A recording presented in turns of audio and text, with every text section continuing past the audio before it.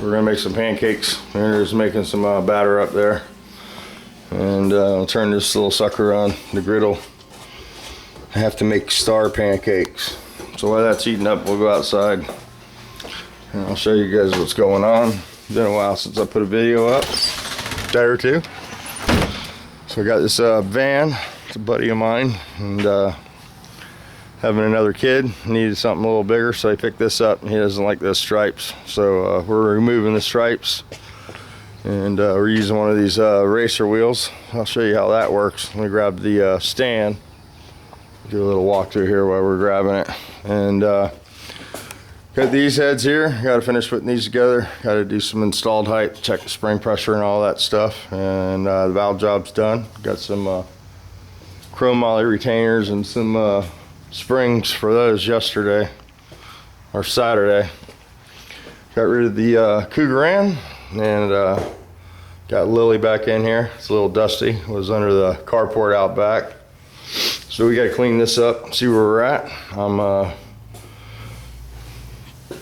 gonna have to do some repainting on this, I do believe. I forgot what, just little spots here and there. The firewall needs to be finished up.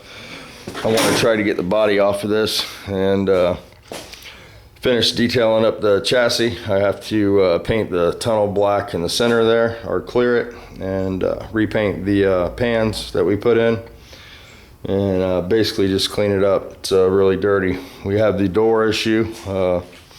Got some pins, got the ream, so we're going to try to get the pins out of there.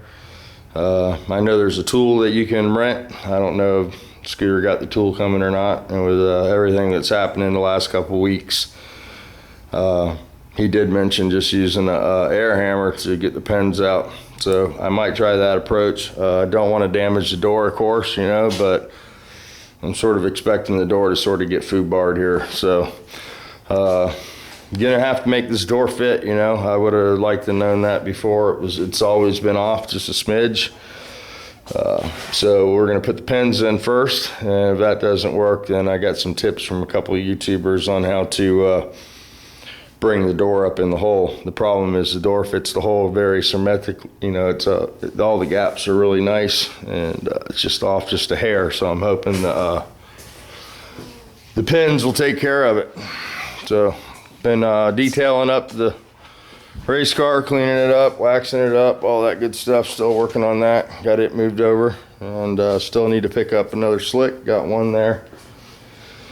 And I was watching the race last night there from Chicagoland, and I saw where Jegs started selling stuff shipping free and no handling charges. So I was going to check with them this morning and see how much a slick would cost from them.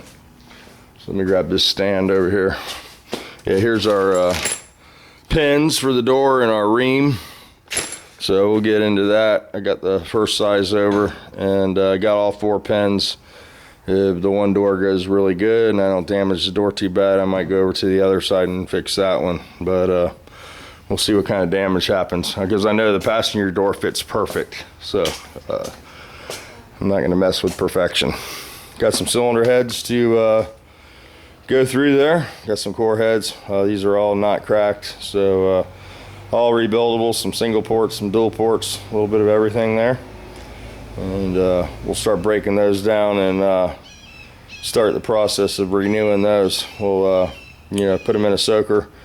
My chemical dip that I use is empty right now. It's basically a 5-gallon container of the old style barium's carburetor dip. Works really well. It's $80 here at our local CarQuest. I need to go buy a new 5 gallons of it, and it'll pretty much cover the head. I pressure washed all those yesterday and got all the big stuff off of them, so they'll go in that dip tank, and then after they come out of that, they're pretty much ready for the blaster, and they look pretty sporty after that. So let me show you how this thing works. I'll set the camera back here and get you on the stand. And I realize there's a couple guys I need to call. I haven't been feeling too good the last couple days, but I'm ready to pull my head out of my ass now. And I got to call Greg Porter, and I need to call a couple other people too. So Andrea's got a list in there for me, and a couple of you guys sent me emails and left me your phone numbers, and I will get a hold of you. You know, sometimes I'm just a little behind, so if you left me your number and you want me to call you, don't think that I'm not going to call you. I will call you. Just give me your day or two to get caught up. I have to call Greg Porter today. I'm sure he had a question or something, and I apologize for not calling you back, Greg. Andrea just reminded me yesterday that you called. All right, so this wheel, you want to limit the speed. This drill's got a little thing where you can limit the trigger there. You don't want it to turn too fast. They can blow up. I saw a guy lose an eye with one of these one time at work. The wheel blew up. He was spinning it real fast. But if used correctly, it works pretty good for taking a stripe off. And usually it doesn't damage the panel or, you know, scratch it or anything. So this won't. The only thing this won't work on, you might want to have a GM check your trunk and make sure that you're not dealing with a lacquer paint. A lot of times this wheel, the heat will pull the lacquer off the panel.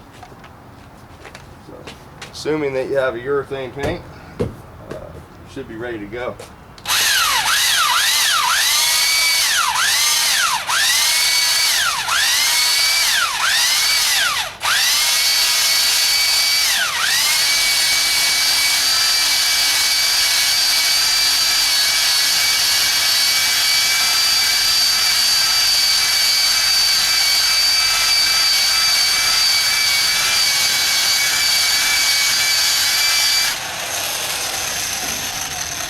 Yeah, that's how that works. Well, it works pretty good, you know, just heats up and pulls the stripe off there and leaves the paint.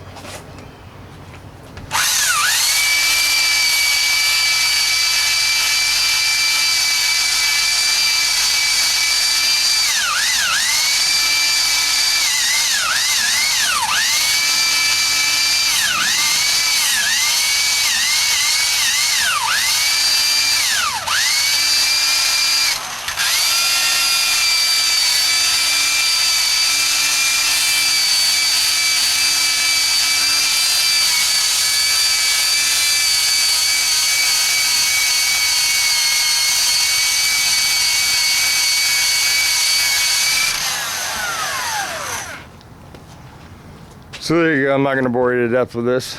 You know, that's pretty much how it works. We're doing a blend panel and it has a stripe on it. You don't want to take a razor blade to it or a heat gun. This is an alternative, you know, won't damage the panel.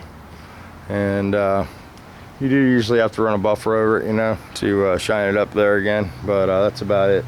So cool tool if you got a lot of stripes to deal with. So I gotta go inside and make some pancakes. I'll hit this a little bit longer because I don't think that griddle's ready yet.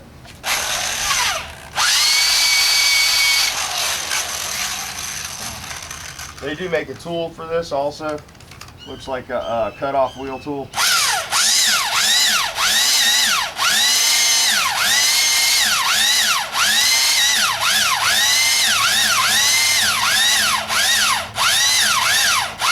Well, you can use the drill, it's much cheaper, you know, and boom, boom, you're done.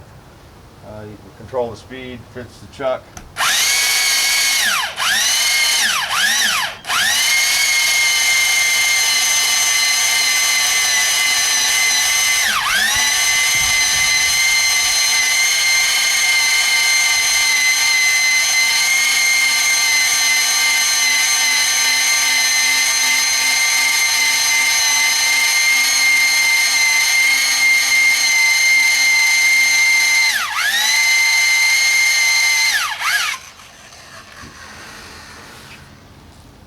Oh yeah, good times, good times.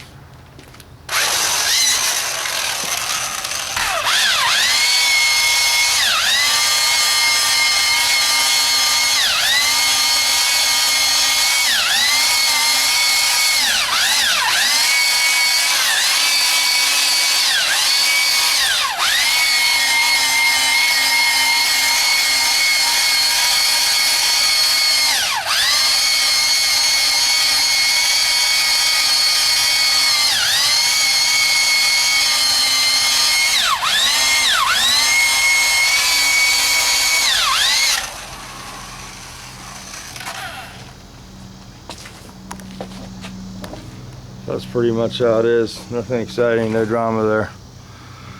Anyway, some of you guys like this kind of video.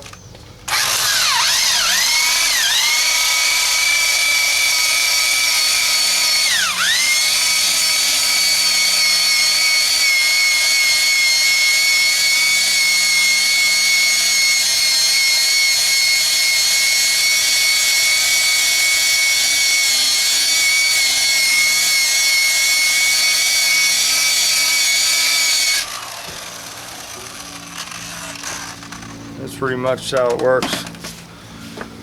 I go in and make some pancakes now and stuff like that.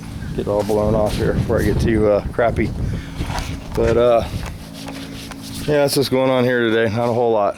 So mainly we're gonna get back in here and start pulling some of these apart. But I do got to get back on that Beetle, get it done. So I might actually try to get one of the doors pulled around here and see if I can destroy the hinge there. I'd rather have the tool, but apparently it takes 6 to 8 weeks to get the tool. It's $400 deposit to rent it from AirNet. They prefer you to buy the hinges and the ream and such from them. And Scooter already got the stuff from Whisperg West, so we're gonna have to just go at it. So I got this spring set here for those heads. I picked up a new oil breather tool this weekend too, to try to tighten my oil breather because I got an oil leak. And also picked up some new catalogs. Let me get that out of the way. So I guess MP came out with their new catalog. I picked one of those up, 2013. If some of my subscribers, you know, they're into the Beetles, or in an area where you don't have one of these or access to one, let me know, PM me, and I can pick you one up and send it to you. I know Triangle, they don't like to do mail order for some reason. I don't know why, but this is a pretty good catalog, and it gives you a lot of information in here other than parts. I think there's some compression ratio formulas in the back, and there's a lot of different caliper information and different wheel offsets and stuff like that. There's so many disc brakes and stuff to choose from that you almost got to have you know, a catalog like this to see all the possibilities and stuff. There's quite a bit of stuff out there. Something that I will note, a lot of you guys, I've seen quite a few videos lately on people putting the disc brake setups on their car, and I'm going to throw this little bit of information out there for you. I've installed quite a few of these kits. Scooter sells them quite a bit, and never buy the steel bracket. I always get the HD cast bracket. This bracket will make your pedal sort of on the spongy side, sort of low. This bracket, if you put well, you can just search YouTube. You don't have to put a camera back there. Somebody's already done that for us. Search the disc brake setup, and quite a few people have bought this setup, and only to find out that this is bracket flexes quite a bit. You can actually see the caliper move when you hit the brakes, and that's what makes the pedal feel spongy and not really great. On the other hand, these cast brackets are much better. So that's a good upgrade if you're going to get a disc brake kit. Make sure that you specify the casting rather than the stamped steel piece. All right, there you go, man. He's got the right attitude, I guess, huh? I'll remember that when I'm telling him how much. So this guy's a pretty good friend of mine. He's buying a house from Andrea and stuff, so I try to take care of him. He's buys and flips houses and stuff like that. So, all right, guys, let me get in there and make these pancakes. I'm sure the griddle's ready to go. I got the pressure washer here out, and I've been pressure washing, clean the pool deck. My pool's got phosphates, so it's green, and got to get some of that stuff to put in the pool. All my chlorine and stuff's good, but the phosphate's got in there, and you got to get the phosphate killer for that to make it blue again. So I get that this afternoon, and picked up a new filter too. But I'm not going to pop the filter in until we put the phosphate stuff in there, because it just turns the filter green. So yeah, that's where we're at. Trying to get it back in shape for summertime here. But still working on this backyard, man. Got to take it back. I did get the front yard cut yesterday. Got to move this Bronco and get the buggy out of there. Scrap some of that stuff back there. And Mama wants her backyard back, so I'm gonna be hot and heavy on this over the next week, trying to make the yard like a yard again. So pool deck looks good though. It's nice and clean. I'm thinking about putting some tile down out here. I know it'd be slippery, but this Cortina or whatever it's called, it's got like a imitation coral texture to it, and it just grabs every little piece of dirt, you know, and then people track it into the pool. So yeah. So yeah, I wanted to say, hope Chris over at Daily Tattoo, hope you feel better, man. That sucks about getting bit by your dog. So if you guys ever check out Daily Tattoo, go over there and tell Chris get well soon. They rescue dogs. His wife's really cool. She's going to school to be a veterinarian, and apparently the dog's gotten a little bit of a scuffle, and he got in the middle of it and got bit. So he had to get his leg sewn up. So that sucks. But I hope you feel better, buddy, and keep the videos coming, and hope the dogs are feeling better too. So dogs got a little scrappy. That happens if you got multiple dogs. That happens with me every once in a while. I have to break one up. But, all right, guys, it's sort of really overcast today. I was gonna go over to the beach and hang out with Shoe Nice, but maybe tomorrow we'll go catch up with him and do a video, see if we can get him to eat something.